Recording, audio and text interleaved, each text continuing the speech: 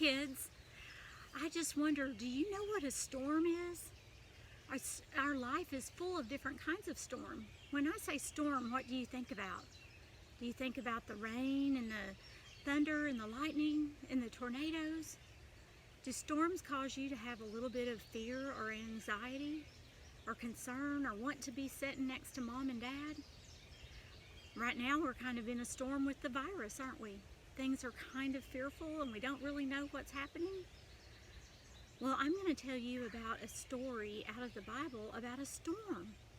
For you big kids, I want you to look up Mark 4:35 through 41.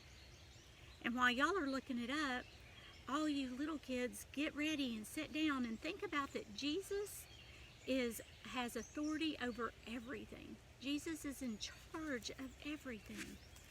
So let's listen to our story about Jesus stopping a storm. Jesus was tired. He got into the boat with his helpers. His helpers were his disciples. Jesus went to sleep while he was in the boat, and they started to cross the lake. While they were in the middle of the lake, a big storm began. The wind blew and the rain pounded down. The waves splashed into the boat. Jesus' helpers were afraid. They had never seen a storm so bad. They woke Jesus up. "Save us! Help us, Jesus!" The boat was going to sink, they cried. "Why are you afraid?" Jesus asked. "I won't let anything happen to you." When Jesus stood up, he said, "Wind, stop blowing. Be still." And the strong wind became a gentle breeze, and the waves quit splashing, and the storm stopped. Jesus could stop the storm because he was God's Son. Isn't it wonderful to have a Savior that can do such wonderful things for us?